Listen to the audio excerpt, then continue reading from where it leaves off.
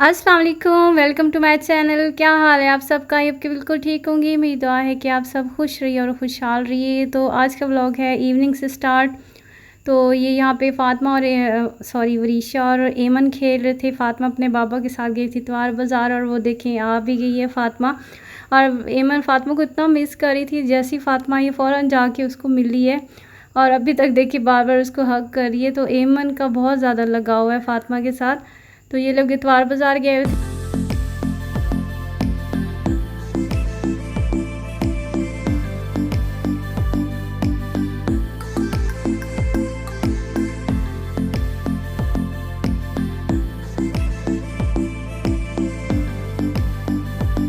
फिर ये लोग अब आ गए थे, शाम होने वाली थी, तो ये लोग गीज़र लेके आए। हमारा जो पहले वाला गीज़र था ना, वो अचानक बिल्कुल नया था, पता नहीं क्या हुआ उसे, वो ना फट गया, बिल्कुल पूरा फुल जल गया।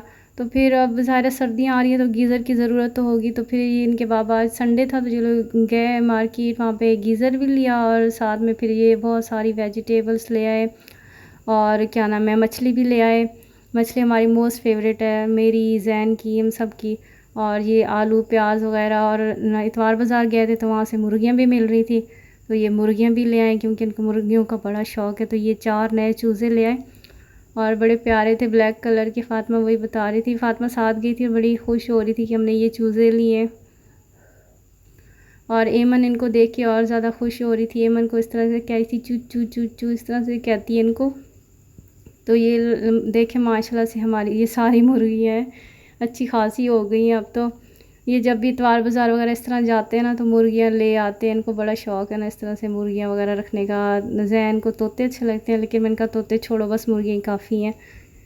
तो बस ये इनके बाबा इनकी केयर करते हैं, देखभाल सब कुछ इनका इनके बाबा ही करते हैं।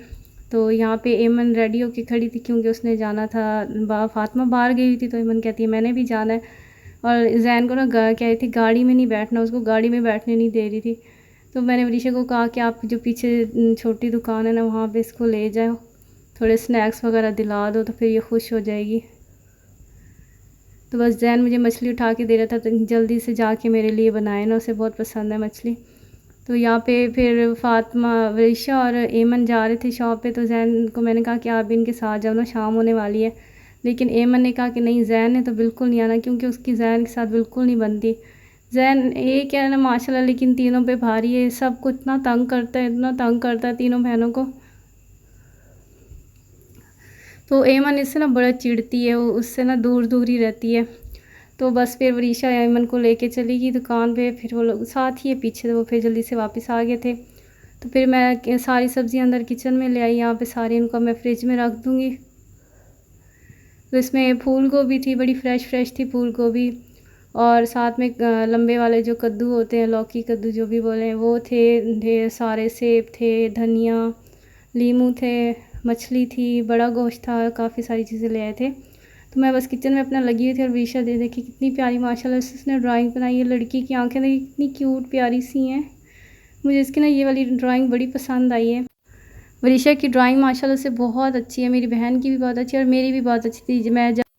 मैं जब स्कूल या कॉलेज में थी तो रजिस्टर में जो साइंस वगैरह की डायग्राम्स बनाते थे, तो वो मेरी रजिस्टर वगैरह चेकिंग के लिए प्रिंसिपल के पास जाता था। बहुत अच्छी मैं ड्राइंग बनाती। ये फ़लस्तीन का बंदा है, वो रो रहा है क्योंकि वो उसकी माँ मर गई। ओहो, तो ये कबर बनाई आपने? अल्लाह फ़लस्तीनियों की मदद फरमाए, आमीन। आप भी बोल फ़ातिमा, आमीन। आमीन। तो बस अब मैं किचन में आ गई हूँ अपना इवनिंग का, नाइट का सारा काम समेटने। तो अब तो ज़्यादा काम हो गया क्योंकि गोश्त वगैरह भी ले आए थे, मछली वगैरह भी थी, सारा कुछ पहले वॉश करके रखना था, फिर उनको पैकेट्स वगैरह बना के रख देने थे। तो सबसे पहले मैंने यहाँ पे बीफ ये सारे इकट्ठे ही ले आए थे, तो इसको अच्छे से मैं वॉश करके रख दूँगी। जब ड्राई हो जाएगा तो उसके बाद फिर मैं इसको पैकेट्स बना बना के रख दूँगी।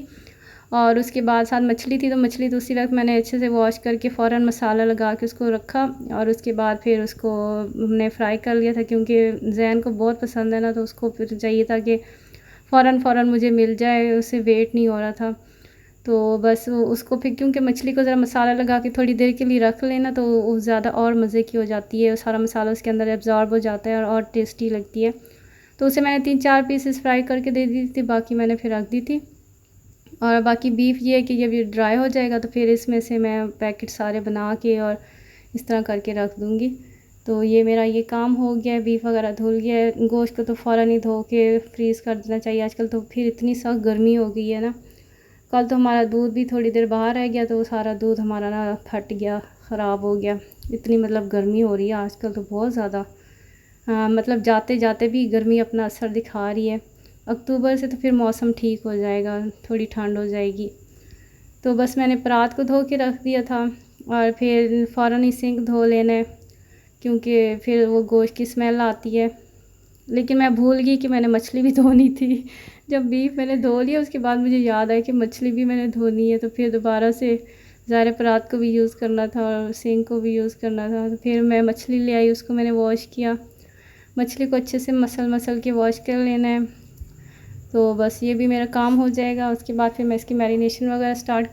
अच्छा, बहुत सारे लोग ना मछली को नमक के पानी में और उस तरह सिरका डाल के रखते हैं। मैंने एक दफ़ा ऐसे किया ना तो वो मछली इतनी ज़्यादा गल गई ना कि वो मेरे से हैंडल ही नहीं हो रही थी, बिल्कुल ही बहुत ही गल गई। तो मुझे लगता है कि सिरके और इसमें रखने से ना मछली पहले इतनी सॉफ्ट होती है, इसको सिरके में रखो तो और ज़्यादा ही बिल्कुल ही ख़त्म हो जाती है।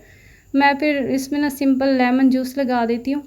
लेमन जूस से इसकी स्मेल ख़त्म हो जाती है, तो ये टेंडर भी हो जाती है, सही हो जाती है। इस तरह से इसको थोड़ा सा लेमन जूस लगा के रख देती हूँ, साथ ही फिर इसका मैं मसाला तैयार करने लग जाती हूँ। तो ये है कि इससे इसकी स्मेल ख़त्म हो जाती है।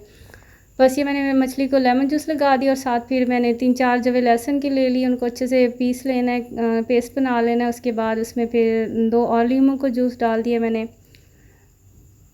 लीमू का जूस डाल के और उसके बाद फिर इसमें मछली मसाले का जो पूरा पैकेट है वो ऐड कर दूँगी। मैं इसको अच्छे से मसाला इसका बना लूँगी।